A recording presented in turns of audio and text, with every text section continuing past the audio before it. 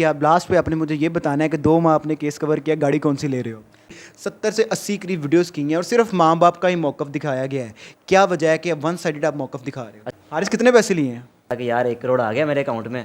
अस्सलाम वालेकुम, आप देख रहे हैं पाकिस्तान टुडे और मैं हूं आपका मेज़बान अनीब ज़हीर। दुआ ज़रा केस आता है और तकरीबन 2 माह से आज के दिन तक लाइमलाइट में है और बड़ा हाई प्रोफाइल केस बना हुआ है। कुछ लोग दुआ ज़ारा के जो पेरेंट्स हैं उनके हक़ में नज़र आते हैं, कुछ लोग ज़हीर अहमद और दुआ ज़ारा के हक़ में नज़र आते हैं।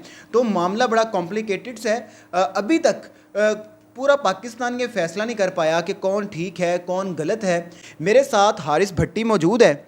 2 माह से लगातार दुआ ज़ारा के जो पेरेंट्स हैं उनका मौक़िफ़ सामने ला रहे हैं और अब तक तकरीबन 80 के करीब ये उनकी इंटरव्यूज़ कर चुके हैं, वीडियोज़ कर चुके हैं। जो सिंध हाई कोर्ट है उसको कवर कर चुके हैं। मतलब कि अगर आप इनके चैनल पे जाते हैं तो आपको दुआ ज़ारा केस पहले दिन से लेकर आज के दिन तक सारी अपडेट मिल जाएगी। जिसके बाद इनके ऊपर इल्ज़ामात भी लगे, इल्ज़ामात इस हद तक लगे जनाब अली शायद इन्होंने करोड़ों रुपया ले लिया है, इनको रिटर्न टिकटें मिली हैं, इनको पता नहीं क्या क्या कुछ मिला है। दुआ ज़ारा केस के बारे में इनको जानते हैं कि भाईजान आप वन साइडेड मौक़िफ़ आप दे रहे थे पिछले 2 माह से, क्या वजह थी और जो इल्ज़ामात इन पे पैसों के लग रहे हैं वही पूछते हैं। अस्सलाम वालेकुम। वालेकुम सलाम। अनीब क्या हाल है? यार अनीब मेरा सबसे करीबी दोस्त है और 2-3 ही मेरे इर्द गिर्द के बड़े करीबी दोस्त हैं, उनमें एक अनीब भी है।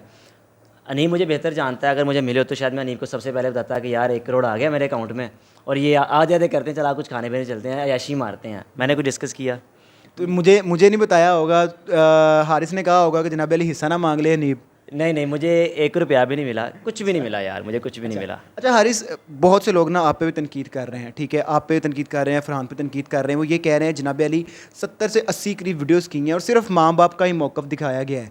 क्या वजह है कि अब वन साइडेड आप मौक़िफ़ दिखा रहे हो? अच्छा नहीं, आप खुद ही सोचें यार, जब ये वाक़या ये केस हाई प्रोफाइल केस बना, सबसे पहले हमने किसका इंटरव्यू किया था? वकील का।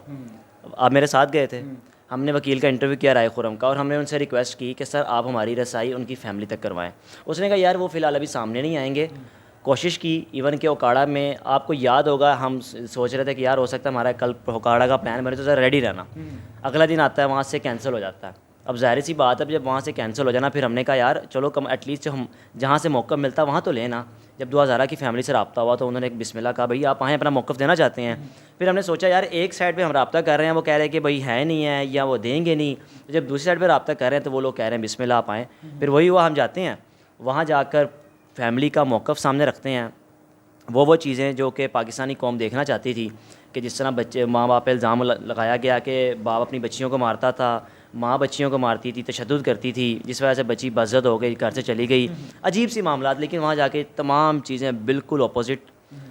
वो बाप बकौल माँ के बच्ची के कि जब भी मेरे घर में औलाद होने वाली होती थी तो दुआ करता था कि अल्लाह ताला मुझे बेटी देना।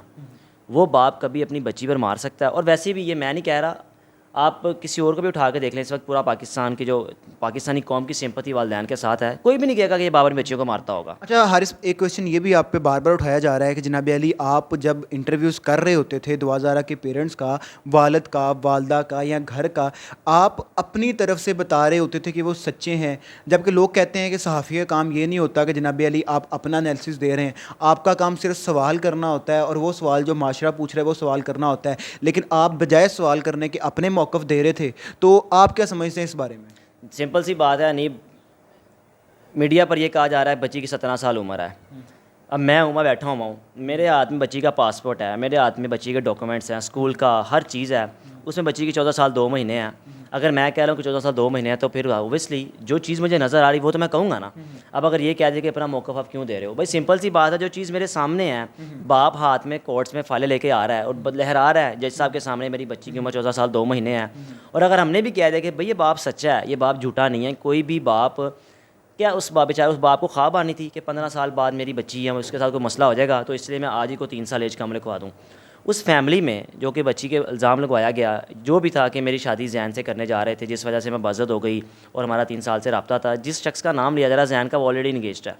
आप 2 माह कराची रहे हैं, पूरा आपने इस केस को कवर किया है और जो उसका उनके दुआ के वालिदैन थे उनका इंटरव्यू लेते रहे हैं। लेकिन जैसे ही दुआ ज़ारा का और ज़हीर का इंटरव्यू मंजर आम पे आता है, फ़ौरन लाहौर वापस आ जाते हैं, क्या वजह थी? नहीं मैम, इंटरव्यू के कोई 1-2 दिन बाद वापस आते हैं। मैं आपको मज़े की चीज़ बताता हूँ। जब इंटरव्यू सामने आया तो मैंने सोचा, मैंने कहा यार अब क्या करें, हम जाके मौक़िफ़ लेते हैं, उनसे बात करते हैं कि क्या कहना चाहेंगे इस पे। मैं और फरहान भी बैठे हुए थे, सिर्फ वालदा थी, चौथा बंदा कोई नहीं था। ये मेरी अगर वालदा सुन रही हो तो वो इस चीज़ की गवाही देंगी। यहाँ भी मैंने पूछा कि माँ जी, हम आपके बच्चों की तरह हैं, कोई चीज़, कोई एक छोटी सी चीज़ भी हो सकता है जो आपने हमें ना बताई है, बता दें। मैं वादा करता हूँ कि मैं उन कैमरा नहीं बताऊँगा। उस माँ के वही अल्फाज पहले थे जो यानी कि पहले होते थे, वही थे, बच्चे मेरी बच्चियों की जान चली जाए जो घर में बैठी हुई हैं, अगर मैं झूठ बोलूँ, आज तक कभी घर में डिस्कस ही नहीं हुआ था। बच्ची ने कभी बात ही नहीं की थी, जो कि इंटरव्यू में बताया गया कि हमने का रिश्ता भी बेचा था पहले। उस माँ ने कहा कि मैं मर जाऊँ, मेरी बच्चियों की जान चली जाए, अगर मेरे साथ कभी घर में कभी जिक्र हुआ हो या कभी रिश्ता आया हो, तो फिर ऐसा इससे बढ़ के क्या बात हो सकती है? कोई माँ कैसे झूठ बोल सकती है? अच्छा, ये केस जो है ये हल नहीं हो पा रहा, 2 माह हो गए हैं। जो दुआ ज़हरा के वालिदैन वो भी डटे हुए हैं और जो ज़हीर वाली साइड है वो भी डटी हुई है और सामने भी नहीं आ रहे और किसी को इंटरव्यूज़ भी नहीं दे रहे। सिर्फ 2-3 इंटरव्यूज़ उन्होंने दिए, उसके अलावा उन्होंने इंटरव्यू भी देने बंद कर दिए हैं। डटे हुए हैं, केस हल नहीं हो पा रहा।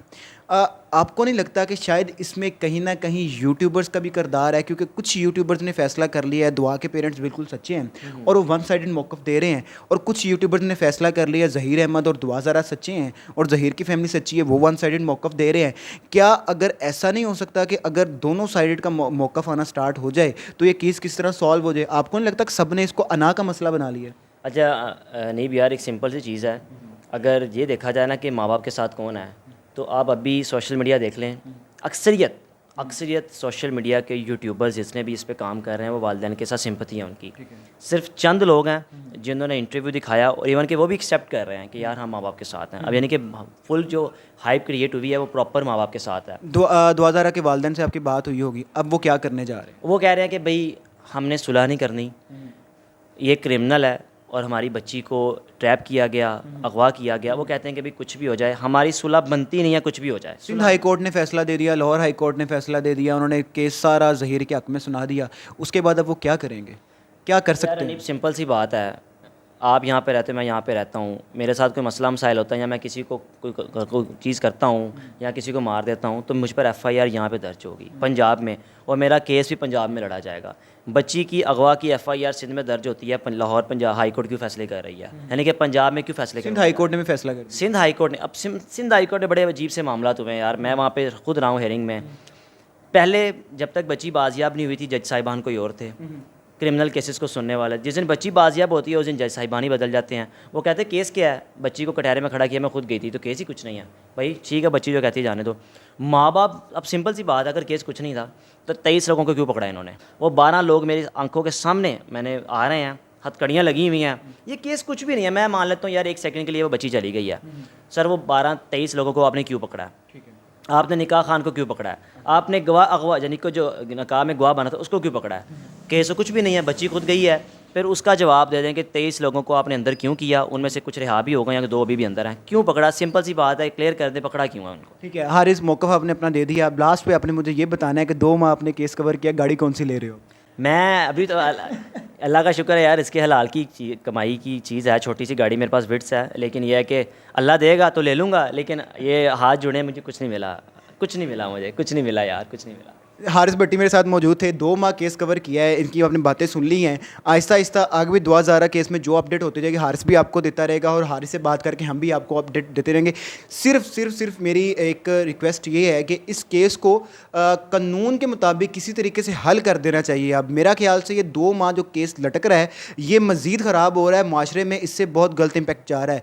अब अदालतों को चाहिए, पुलिस को चाहिए, इस केस का कोई ऐसा डिसीजन दे, ऐसा क्लियर डिसीजन दे कि ना तो उसके माँ बाप कोई बात कर सके, ना तो ज़हीर की फैमिली कोई बात कर सके, ना ही हमारा माशरा उस पर उंगली उठा सके। इसी के साथ मुझे दीजिए इजाज़त। अल्लाह हाफ़िज़।